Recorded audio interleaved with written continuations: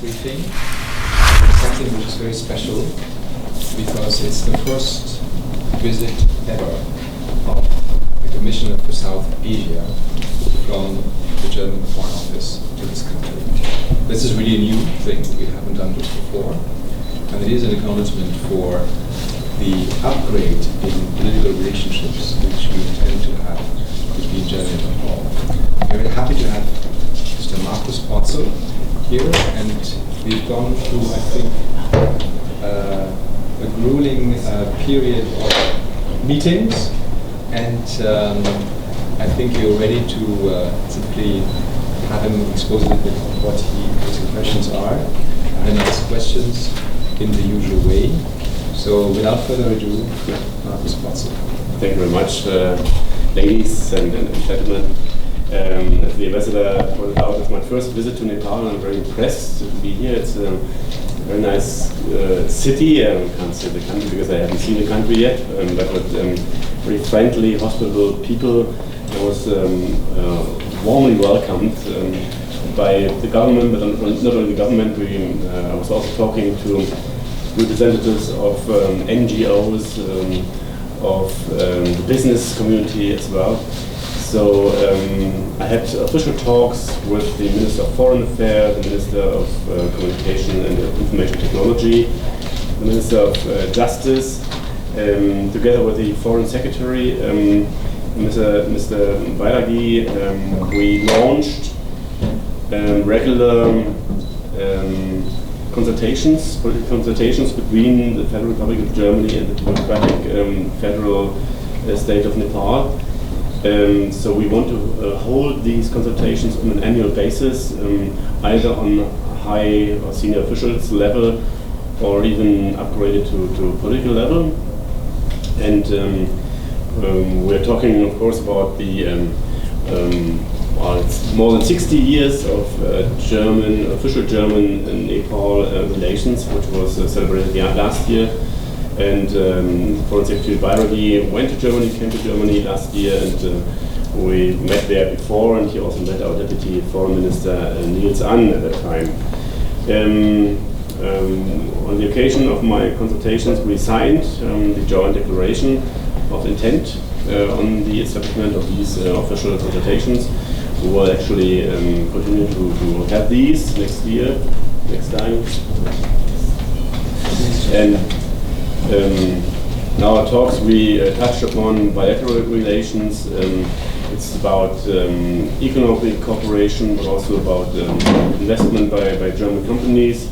I was also referring to the results of the ongoing peace process here in this country, especially with regard to the Truth and Reconciliation Commission, as well as the Commission on Missing Persons. So it was actually the focus on my talks with the Minister of Justice. We were talking, especially in the Foreign Ministry, talking about regional issues. I've visited Afghanistan, Pakistan last week. I'm going to India afterwards, and I know that Nepal is sort of sandwiched between two big powers. It's China and India, and I also understand that it's impossible for Nepal to take sides. So you have to balance your relations with your neighbors, which is most important for you. We're also talking about economic cooperation, development aid between Germany and Nepal. Germany is one of the biggest donors, and the EU, with all its member states, is the biggest donor here in Nepal. Germany is providing 55 million euro this year. That was topped up by another 4 million on projects in terms of climate change, to fight climate change or to alleviate the repercussions of climate change. And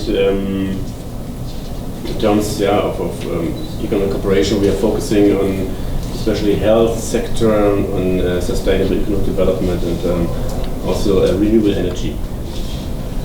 We acknowledge that Germany and Nepal are both supporters of a multilateral approach to tackle global challenges such as climate change, but also other issues like water supply and mitigate energy supply. Energy supply is also a very important issue, and we also discussed bilateral cooperation in the cultural field. There is a project initiated by University of Hamburg to preserve very valuable and ancient Sanskrit manuscripts that will be done together with the National Archives and the Kaiser Library here. And there are a lot of other initiatives, other campaigns that we are working together with.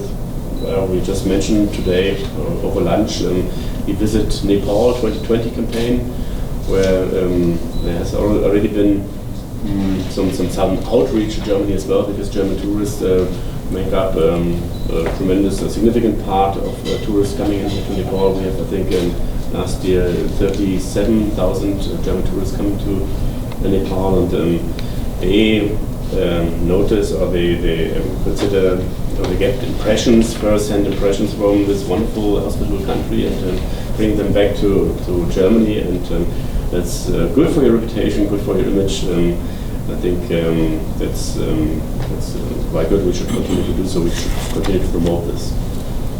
Okay, and I think I should stop here, and I'm ready to take questions. And so is, I think, the ambassador. Thank you very much.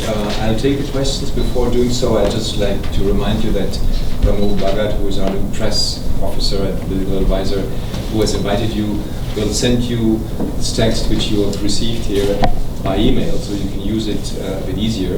And it will have a correction in it, which we just discovered. Actually, Friday was not the 7th of July, it was the 5th of July. That's so you signed a very important agreement. Yeah. So the text will be what we have actually agreed together with the government of Nepal, who is the host for these consultations and who was gracefully providing the meetings with the three ministers. But you will get a revised version over email in a few, just as you leave, actually. So you don't use this one because Friday was not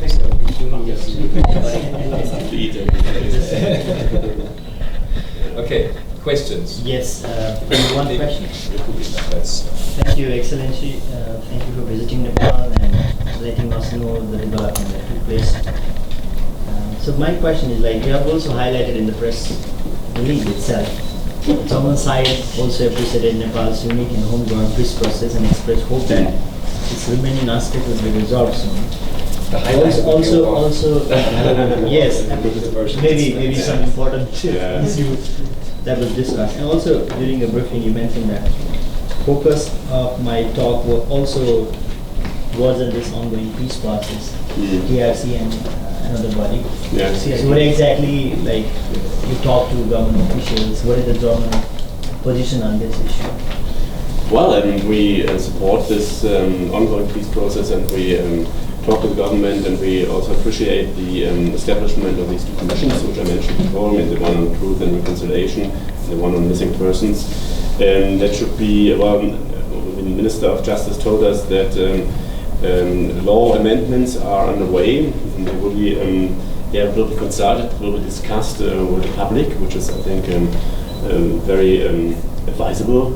And before tabling it in the cabinet and then submitting it to Parliament, and the usual parliamentary procedures we have in Germany as well. So it goes to the plenary, then it goes to the committees, and then it will be adopted in Parliament. So that's the way it is. And of course, that's I think it's quite natural that with the amendments also appointments, staff appointments will be made for the commission. That's what the Minister of Justice confirmed to us. Thank you very much. My question is, as you mentioned, the German investment in Nepal. Yeah. Nepal held a international investment forum a few months back. March. Yeah, March. And recently when they amended some of the law like FDI, Foreign Direct Investment Act.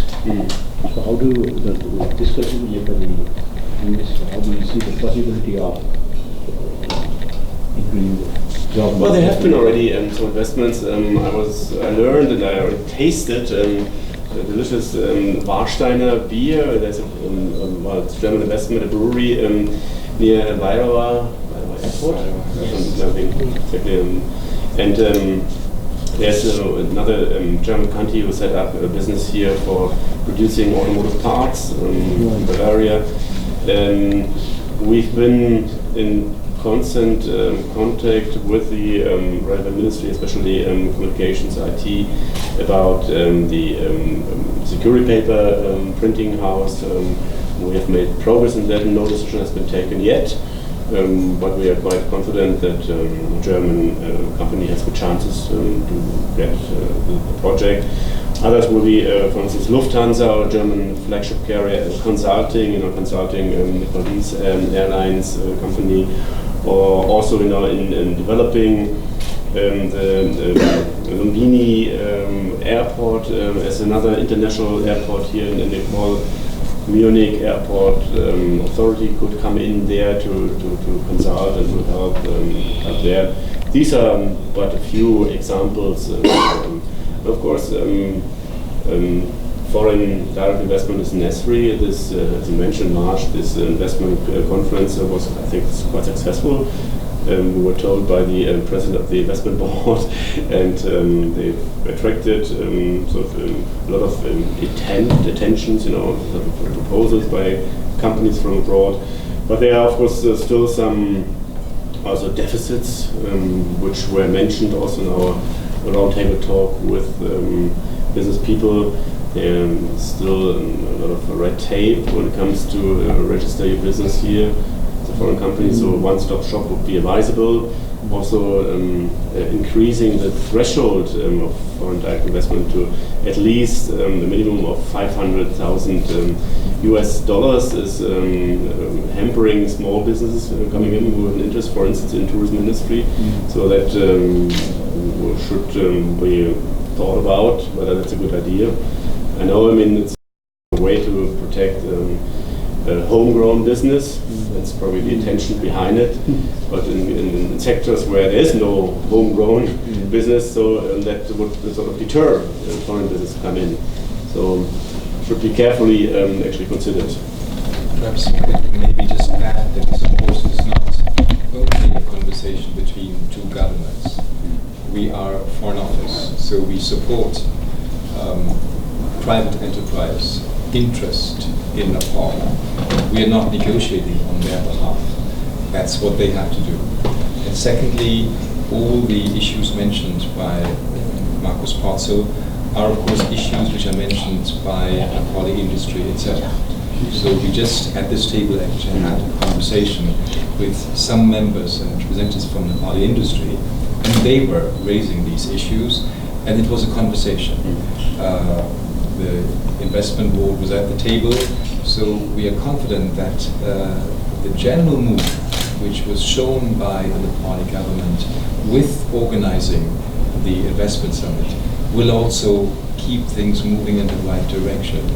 It is not that we just as a government tell the other government exactly what to do, but we are interested in Nepal's development towards an investment facility, and that's how we think the conversation should go. It should be between private industry from Nepal, from Germany, with both governments to actually understand better what the issues are.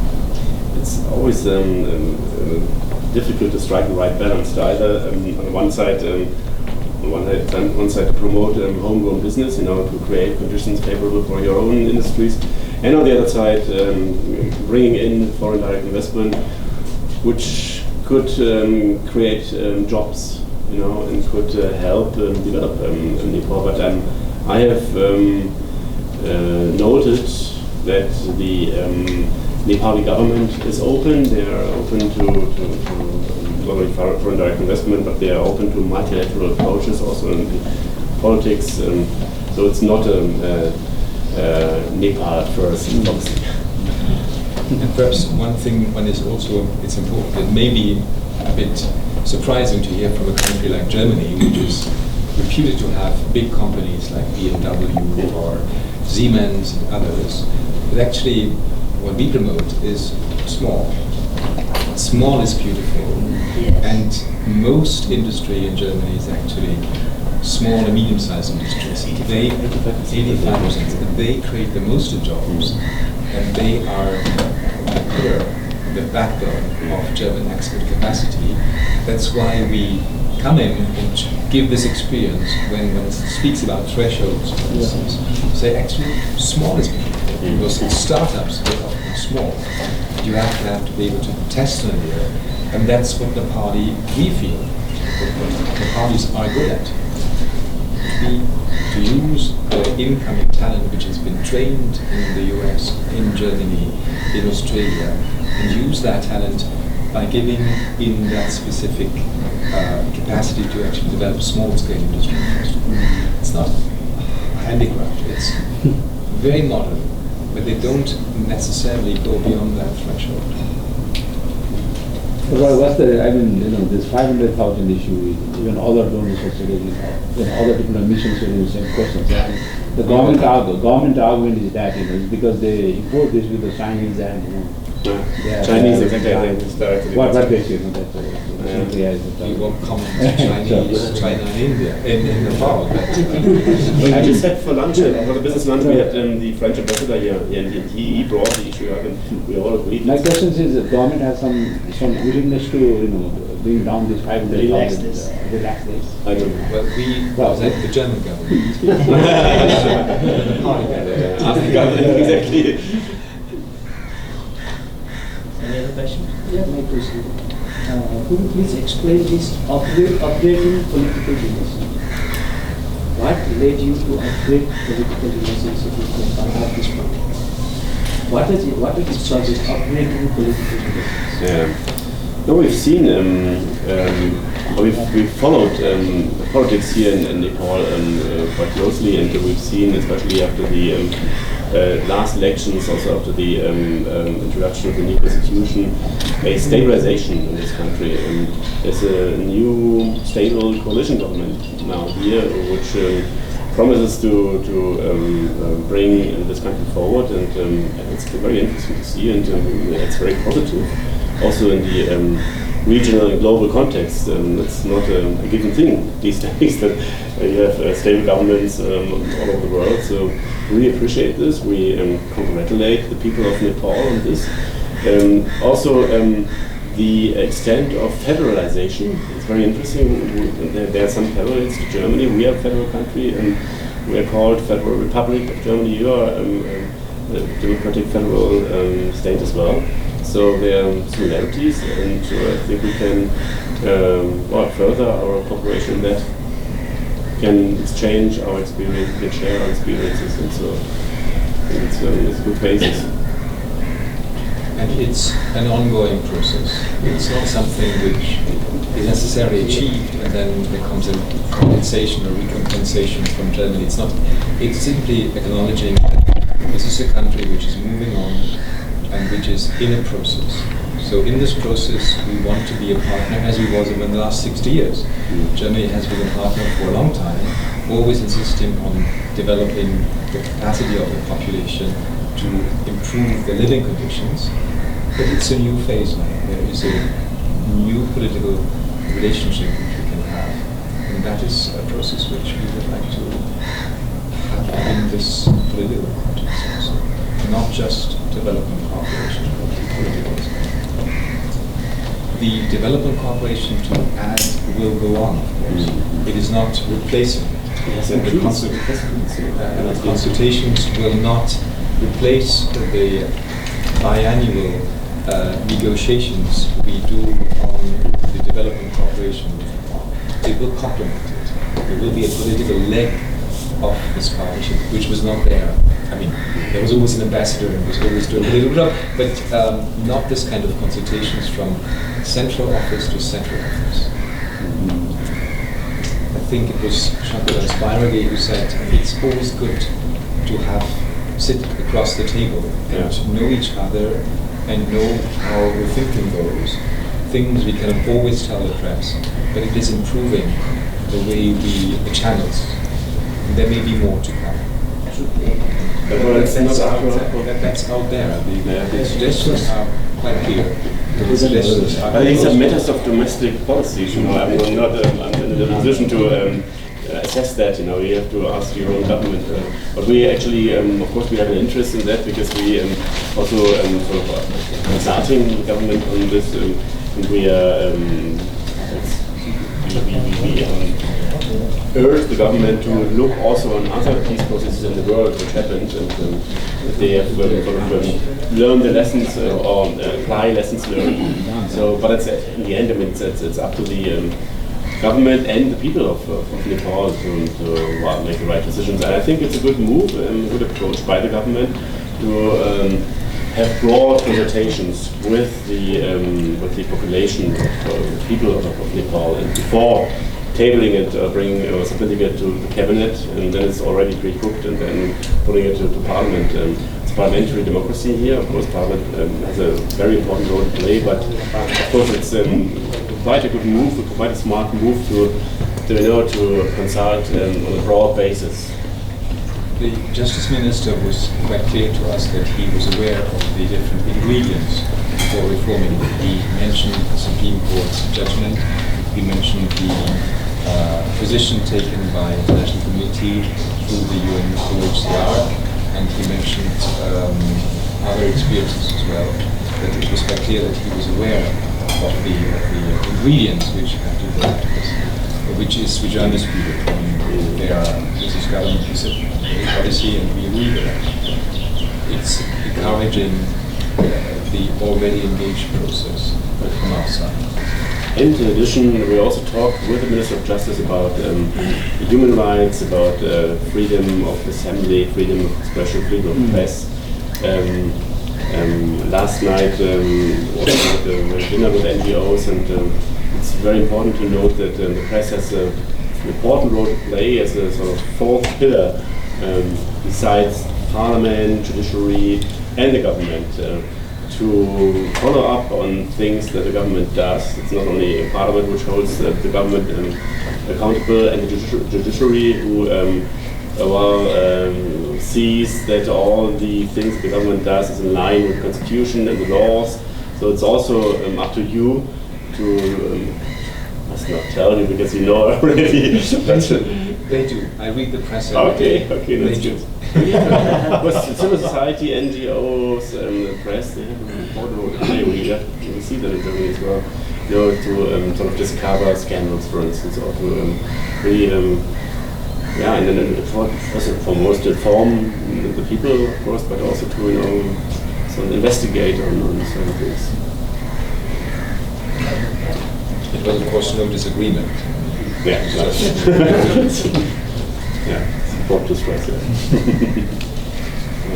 Like permanent opposition. There are many people who have an experience with being in the opposition in this country. For sometimes a very long time. That would be very boring. It would be very boring if the press just reiterates or just repeats what the government is saying. We're not happy with many of the things that the government is doing, so we are like permanent opposition. Well, thank you very much for taking the time to come to see us. I hope it was valuable to this. And we'll keep this conversation ongoing. There will be more to come. Thank you for showing up, and I would love to come back again soon and see you all again. Yeah? Exactly. Me too. Thanks. Look forward to seeing you.